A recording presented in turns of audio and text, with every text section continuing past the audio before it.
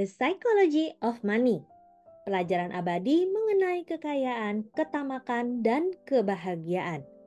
By Morgan Housel. Bab tambahan. Part ketiga. Cara konsumen modern muncul. Yang keempat. Keuntungan dibagi lebih merata daripada sebelumnya. Ciri pendefinisi ekonomi Amerika Serikat pada tahun 1950-an adalah bahwa negara itu menjadi lebih kaya dengan membuat kaum miskin kurang miskin. Rata-rata gaji berlipat ganda dari tahun 1940 ke 48, kemudian berlipat ganda lagi sampai 1963. Dan keuntungan itu terfokus ke mereka yang telah ketinggalan pada dasawarsa-dasawarsa sebelumnya. Kesenjangan antara kaya dan miskin menyempit luar biasa.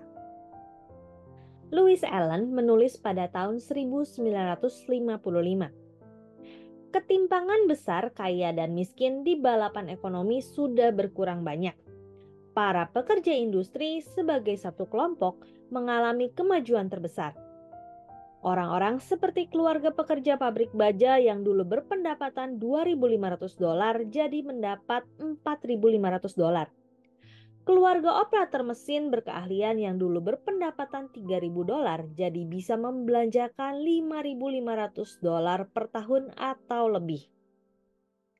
Sedangkan bagi 1% teratas, orang-orang yang paling kaya yang kita bisa golongkan secara sangat kasar sebagai yang berpendapatan $16.000 ke atas, porsi pendapatan mereka dari total pendapatan nasional sesudah pajak turun dari 13% ke 7% pada tahun 1945.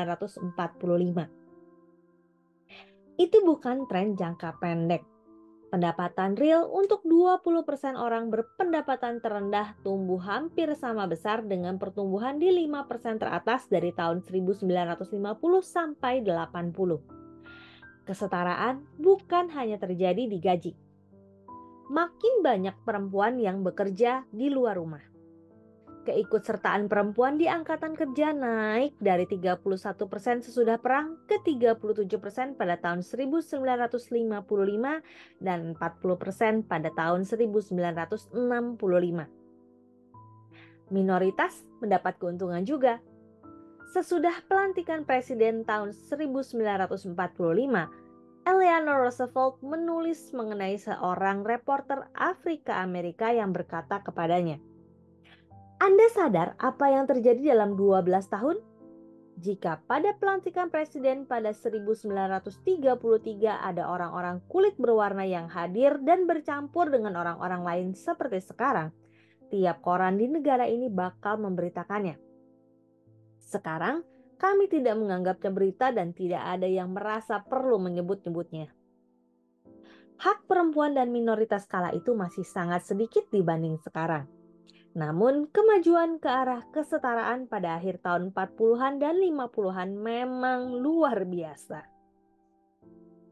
Penyetaraan antar kelas berarti penyetaraan gaya hidup. Orang biasa mengendarai Chevrolet, orang kaya mengendarai Cadillac. TV dan radio menyetarakan hiburan dan budaya yang orang nikmati tanpa pandang kelas.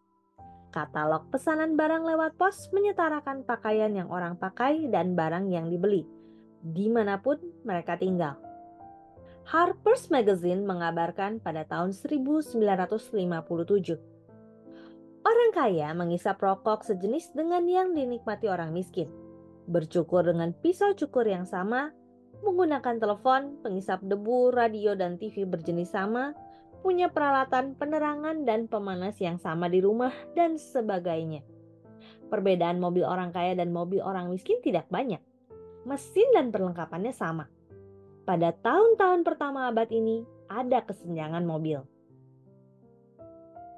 Paul Graham menulis pada 2016 mengenai bagaimana sesuatu sesederhana keberadaan hanya 3 stasiun TV memeratakan budaya.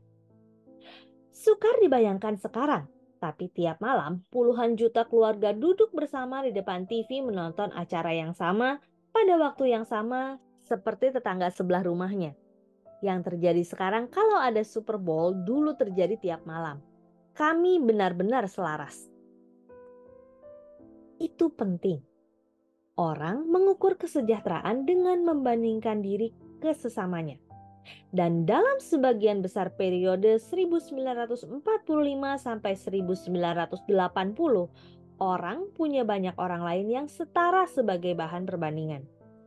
Banyak orang, bahkan sebagian besar orang, hidup setara atau setidaknya tidak jauh berbeda dengan tetangga di sekelilingnya.